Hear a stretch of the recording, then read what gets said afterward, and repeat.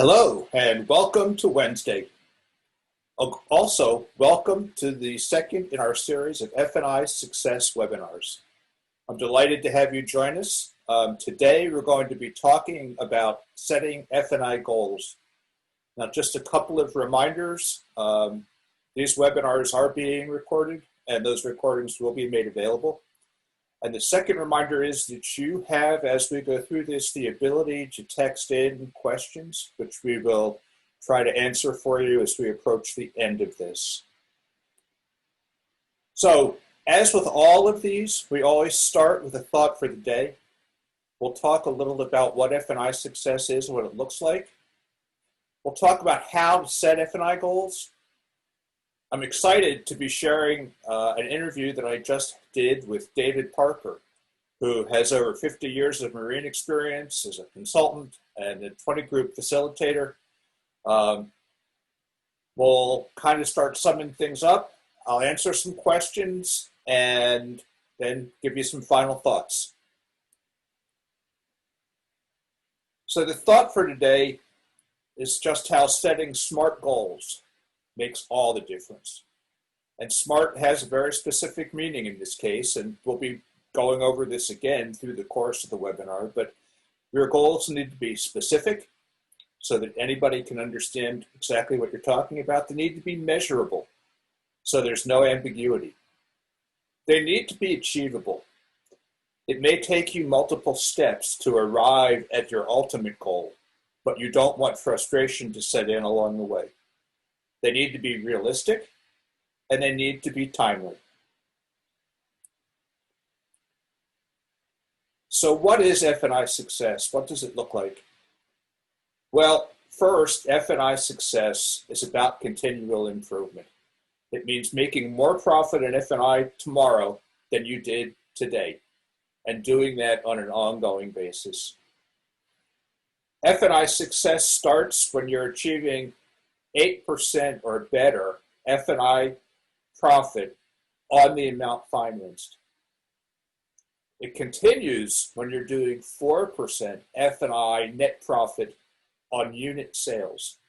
So this is your profit on unit sales after all of your F&I expenses have been considered. To get there, you'll need to be doing at least 65% penetration on protected product sales. And you'll need to be practicing 100% turnover.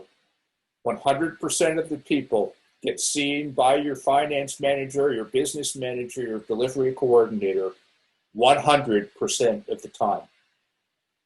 When you're doing and achieving these things, you will be well on your way to F&I success. So setting those F&I goals, here are some SMART tips. Tip 1, the simple act of measuring will improve performance. Engendering awareness among your staff, yourself, all the people around you, just making people aware that things are being measured has the positive effect of improving performance. Keep your goals simple. Don't make someone need to be pulling out sheets of paper and a spreadsheet to understand how they're doing on achieving those goals. Should be simple, and you have to make sure that everybody knows what they are and what they're responsible for. The goals have to be unambiguous, and they have to be clearly measurable. If you can't measure it, you can't manage it. So as you're setting a goal of 8% F&I profit on the amount financed, or 4% F&I net profit on your unit sales, those are clearly measurable and they're unambiguous. Make sure that the goals are achievable and not impossible. They need to be goals where people can dig in and know that if they work hard, they can get to those goals. It may take several steps to achieve what your goal ultimately is. So set goals that are realistic today, and then continually increase those goals as you are making progress towards them. And finally, ensure that the goals are relevant. For example, you're not going to sell as much in your off season as you are in season. So don't set selling targets in the off season that are the same as in the on season. If you do these things in setting your F&I goals, then you will start seeing immediate improvement and continuous improvement. So now I am super excited. This is David Parker shared some time with us, and I think you're going to enjoy it as much as I enjoyed talking to him.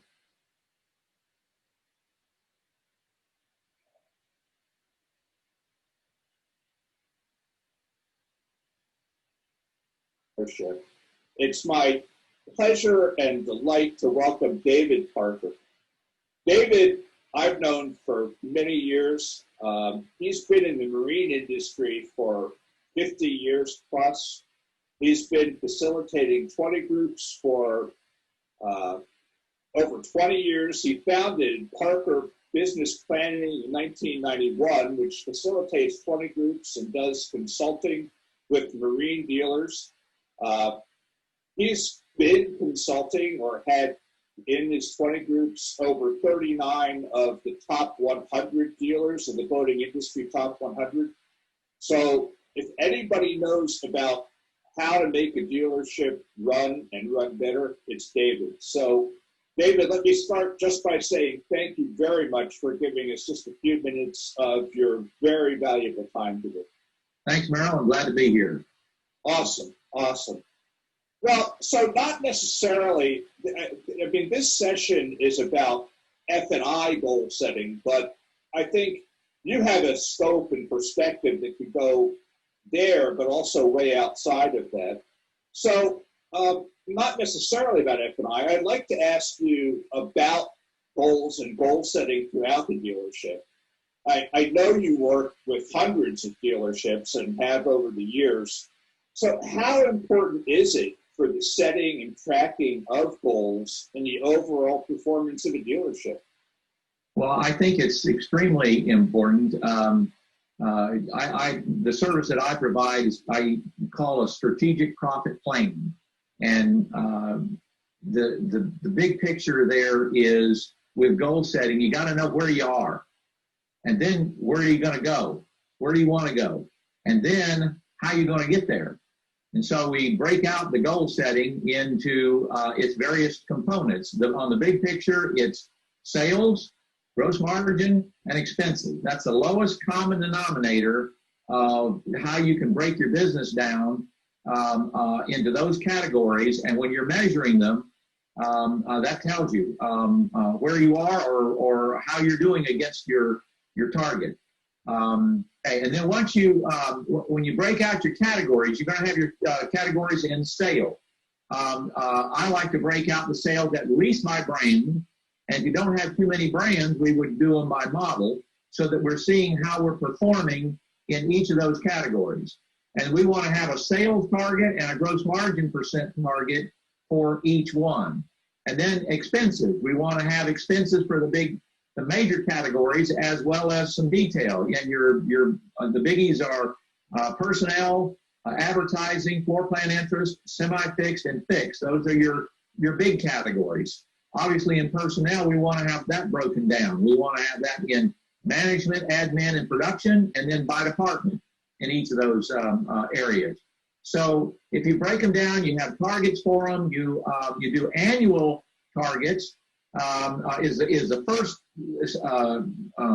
basis of a strategic profit plan. But then after that's done, we want to break them down into monthly targets and measure ourselves against those monthly targets as we go through the year. And that tells us how we're doing. What I provide, I recommend that you have a one-page variance report. which we do. That just gives you a quick snapshot of how you're doing against the target every month in those categories, and on a little bit of detail in each one. And that's and the negative variances show in red. So basically, you just scan the variance column for red, and you know where your problems are. And again, the you got your sales, your targets, your gross margin targets, and your expense targets. But then, in order to do one, you just can't sit in the back room and say, okay, we're going to do 30% more next year, and then not tell anybody. That's just not going to work. So what you want to know is, how are we going to get there? And of course, when you break it down and we involve the salespeople, I suggest you do that in their sales targets. Very often what we'll do is have the salespeople themselves do their projections of what they're going to expect to do this year. And then we total that up. It's kind of amazing. More often than not, the salespeople are more optimistic about the future than the owners are. So we might take their total and trim it back a little bit for the budget purpose. I don't want to hold them back. We'll have their own individual goals be whatever they want to be. But from what we build a business strategic profit plan on, we might trim it back a little bit just to be a little bit more conservative. And then you monitor it. On the F&I side, that's another sales type of category. You want to be monitoring the penetration on the reserve and the back-end products. And one of the things that I found is just the setting of the monitoring of your key components in F&I will increase F&I all by itself. And really, that extends throughout the whole thing. If salespeople know that if they know what there is expected of them, it's amazing how they work hard to equal or beat that. Most good salespeople are pretty competitive, and so you put a target out there, they're going to try to beat it, and which is what it's what it's all about. We want to achieve those targets, and hopefully at the end of the year, we get to the target that we wanted to be at. Yeah, that's great. So I guess one of the things that I talk about with folks all the time is the concept of continual improvement. Mm-hmm. In terms of setting goals and tracking goals, how do you manage the goal setting and tracking process, and drive continual improvement through that? So in other words, if you have the same goal every year, then that's great when you hit it. But what about the improvement side of it? Well, I kind of see continual improvement. I kind of think of it a little different than the goal setting. I see them a little bit different. On the continual improvement, the thought comes to mind is that quote, I believe it was Zig Ziglar that made this statement. The only thing worse than training somebody and having them leave is not training them and they stay. So, I'm a big proponent of training, and there's lots of great areas and companies that you can get training from. Certainly our 20 groups are one of them, but they're not the last word. They're just a piece of the overall components. There's also a matrix that I use with my dealers called the 4 modes of business. And these are the attitudes, the 4 attitudes that we find with people in business. Really, it's not only just in business, it's in life generally. And the 4 modes are the growth mode, the even-keeled mode, the growth mode, the trouble mode, the even-keeled mode, and the know-it-all mode. Now, the growth mode, their motto is constant and never-ending improvement. And these are the ones that are going to be training and always finding a better way to do something, because there always is a better way to do something. And what you did today, tomorrow, there's going to be something better out there. It's just always, it's dynamic, and it's always changing. Now, the trouble mode, these people are in trouble, they know it, and they're teachable. both the growth mode and the trouble mode are teachable. Then you get to the even keel. Their motto is, if it ain't broke, don't fix it. Well, folks, if you're coasting, which is what they're doing, you're going to end up in trouble. You're just coasting into trouble. And then the know-it-all mode, that kind of says it all. I know it all anyway. You can't teach me anything. And then the interesting thing to me is most of the people that I know in the know-it-all mode are in trouble and don't know it. They're the factory heroes, and they sell boats all over the country. They don't make very much money. They get the big $35 plaque every year at the dealer meetings, and they don't have any money to show for it. They're not making any money, and what good is that? And to me, also, a successful business is half of a successful business is having a great bottom line. And in my clients, our minimum target for my clients is a 5% net. 5% of total company sales is your net profit pre-tax. And we're shooting for a 10% net. It's interesting, there's a whole bunch of those out there right now. This has been a great year for that. So I forgot where I was going with that one. 5% net. Well, yeah, you said five. You said this was a great year, and you're seeing people with 10%. Yeah, I've got more dealers with 10% or better nets than I've ever had this year, and it's mainly because of COVID. The biggest problem this year is getting inventory. Most everybody sold out of inventory, and my advice to dealers is you have to sell slots. You got your bill slots. You need to sell those bill slots, and also my advice is, let's start buying used boats. Send out your email to your client base and tell them you'd be glad to buy their boats from them. One dealer I had did that with their client base and had 30 responses and bought 16 boats,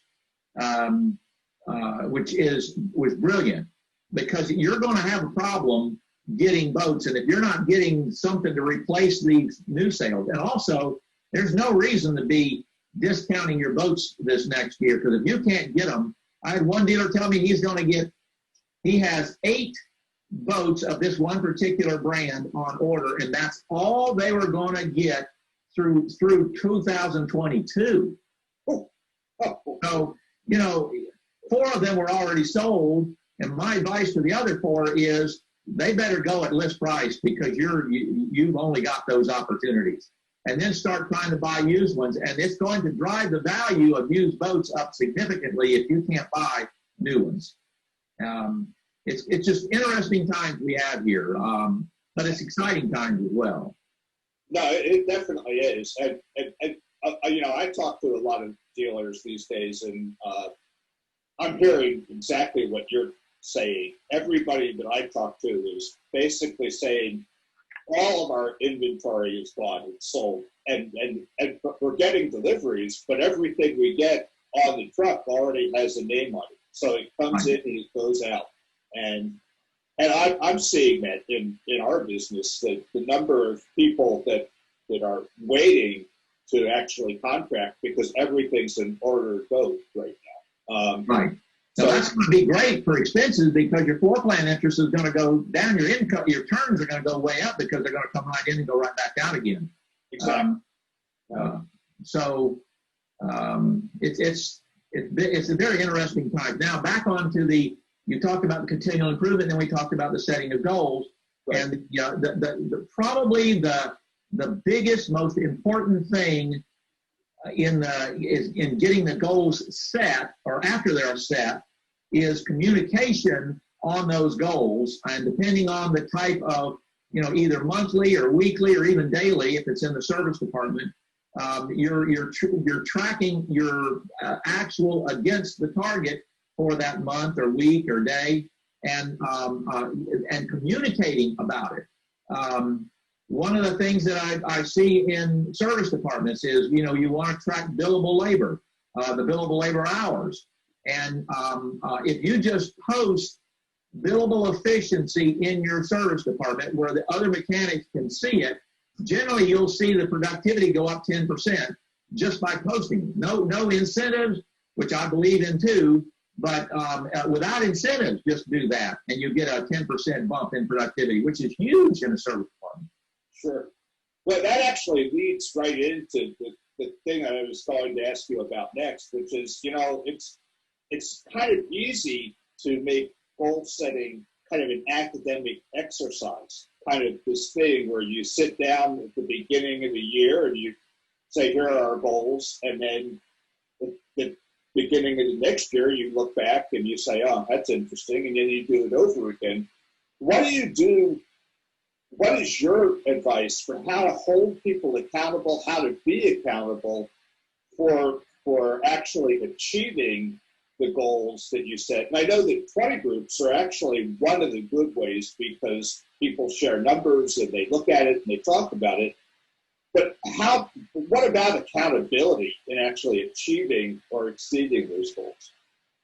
Well, the biggest issue is, again, communication in that I believe in the carrot versus the stick in motivation, and really, and in your communication tool is, here's your monthly target, here's what we actually did, and then also I like to add to it, here's what we're tracking for the end of the year.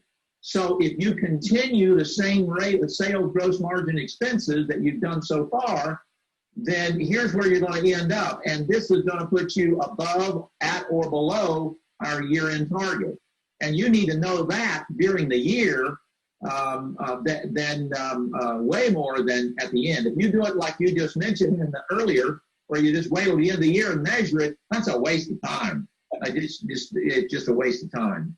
And a year wasted in productivity. But if you do it the way I'm talking about and actually measure it and compare it, with a variance report, and it's got to be simple. It's got to be on one sheet of paper in order to do that. And, something you just quickly look at, oh, here we are. Okay, I got to work on this. So we get go to work on that.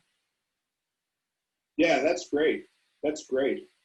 So here's a chance for you to just kind of like be the expert you are. If you've seen so many dealerships, you've done so much with so many people,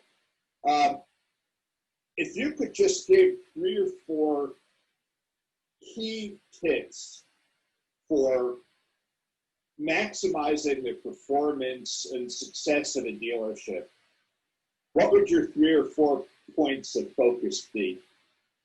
I would start with a strategic profit plan. I call it a budget if you want to, but it's more than just putting numbers, like I said, on a piece of paper. It's got to be an actual living document that we expect to do. When I go in and work with a dealer and we do this budget, this is what I expect you to do. There is no reason why, in my mind, that you can't achieve what we put on this paper.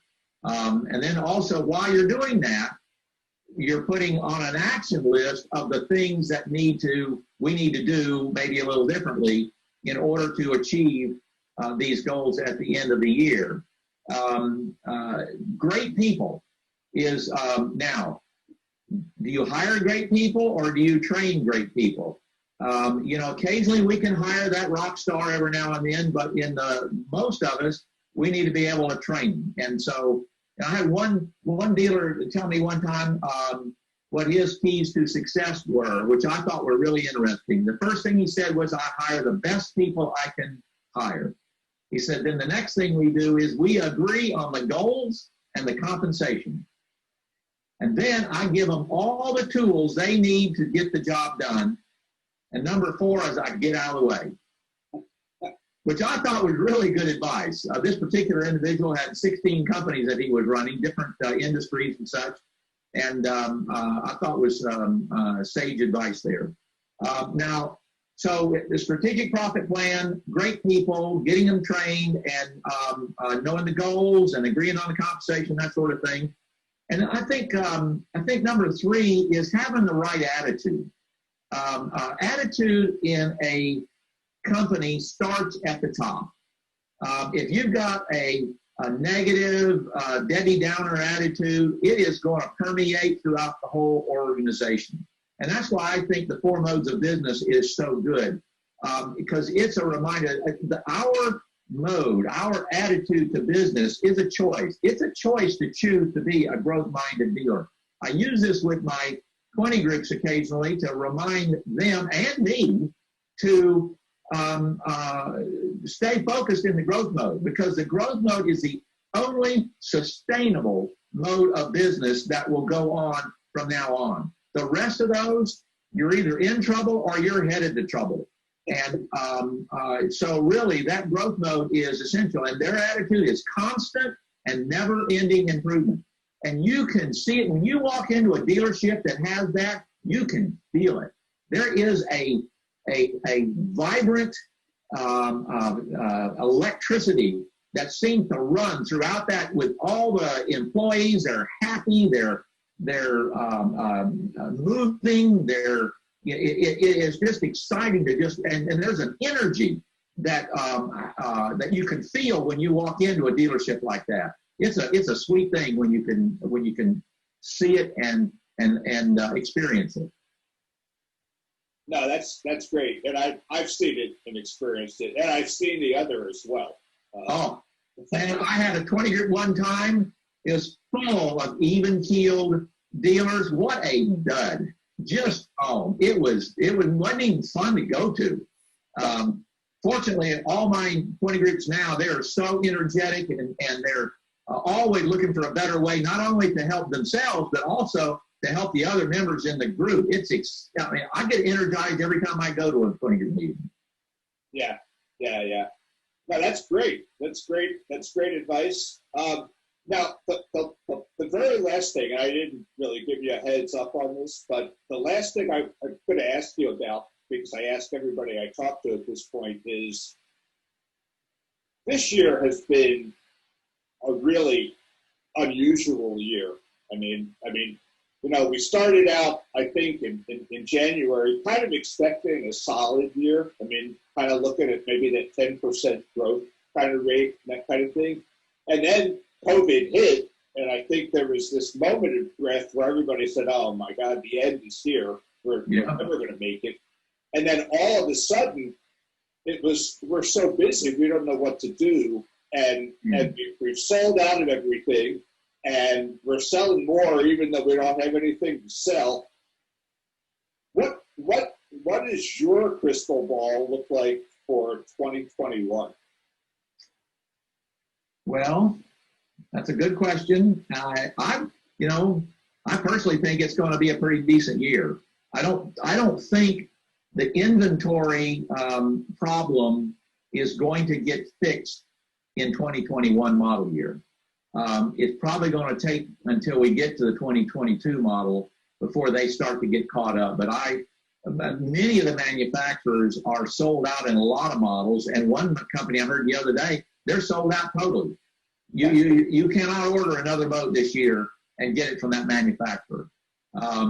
So I think we're going to see more and more of that, and get your orders in early, whatever's left, and if you got them at least on order, and hopefully you got a name on them, because sometimes the manufacturers pick boats in production with a name on it versus the ones without, which is kind of sad in some cases. But get them on order and get as much as you can in inventory, because it's going to be short no matter what. Yeah. Well, it's going to be interesting to see. I mean, I tell people now that my crystal ball is just shattered on the floor right now. There's no way to know. Well, hey, David, I really appreciate you taking this time for us today. I think you've added some real value, as you always do.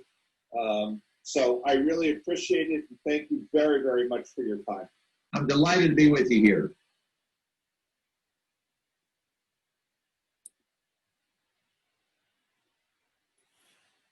So I think that was a very successful interview. I think David had some great things to say. So I hope you took some good notes. But like I said, this is all going to be available in a recording. So what are some of the takeaways? Well, first of all, you've got to measure your F&I success. You can't manage what you don't measure. You have to make sales and finance accountable. And along the way, they have to be delivering delight to their customers. They have to be making sure that those customers have a very positive experience in every step of the way, whether it's just walking in the door, whether it's on the website, whether it's filling out a credit application, whether it's discussing the terms of a transaction. Deliver delight is going to be critical to the success. Goals aren't achieved overnight, or if they are, they were too easy. But again, 4% net F&I profit on unit sales, 7.5% to 8% net profit on the amount financed, 65% protective product penetration, and 100% turnover. And if you do those things, you'll be continually demonstrating improvement, and you'll be staying in growth mode. So, questions. We've had a few come in. David talked about what happens once we hit our goals. We stay in growth mode, we'll adjust, and keep going. One question that we got in, are there other factors to consider that might affect what our F&I targets are? And the answer is yes, there are. While I think the targets that we've kind of set out here are good targets, there are some things to consider. And one of them is the demographic of your dealership's market radius. If you happen to be getting a disproportionate number of non-prime credit applications, it becomes much harder to achieve the goals because your reserve rates will drop from that 6 to 7% range to even blended, something in the 4 to 5% range, which drives up the effort to sell protective products. But when someone is in a lower credit profile, their interest rate's higher, and selling those products gets more difficult. It doesn't mean you shouldn't be trying, but I think, again, to be realistic, I think you need to start stepping up. And then you might also explore what your marketing messages are and see if you can adjust your demographic. The other factor that can affect these targets is for those of you who are selling high-end and average, very high-end units. And when I'm talking high-end, I'm only talking maybe $130,000 or more. Couple of things happen there. One is you start to reach places where you're capped at 3 or 4% reserve, which now makes getting to 8%, meaning you've got to be averaging a 5% profit on your protective products. And on high-end boats, that's a lot of protective products. So there are things that may influence, but I think, as David talked about, set your goals, measure them, watch what's going on, and then make adjustments. And once you've got goals you can hit, then it's time to start stretching again. And then one other question. So this one came in. It says, we've never seen the kind of results that we've been talking about here. What do we do about that? And again, I would say, do the analysis, do the measurement, and track it. But you may have process issues as well. So it may be important to take a little bit of energy and find somebody that can come in to your store and watch the process, watch what's going on. None of these targets are unattainable, but you must have the right processes going on. So I think those are kind of the keys to ensuring that you're going to hit your targets and you're going to have a successful F&I experience. So, if you're consistently delivering 4% or more of net profit to your bottom line, that's going to change your business. The SMART goals make the difference. They management measures a lot. And never stop being hungry. continually seek improvement. Like this chart shows, this is not a straight line. This is a cycle. It's plan, do, check, act, and then do it all over again. And just keep doing that, stay in growth mode, and you're going to have a great F&I experience and a great time. So that's pretty much it. We'll see you in 2 weeks, Wednesday the 21st at 1:30. Our topic for then will be the F&I process. And we have a fantastic expert, Terry Shabesta, who is the founder, owner, president of Automobile Consumer Services and True Payment LLC. He's been an entrepreneur delivering fantastic solutions, including get pre-qualified, shop by payment, tools that are incredibly effective as a big part of your F&I profit. So I'm excited about next time. I hope you enjoyed today, and we will see you in 2 weeks. Thank you very much.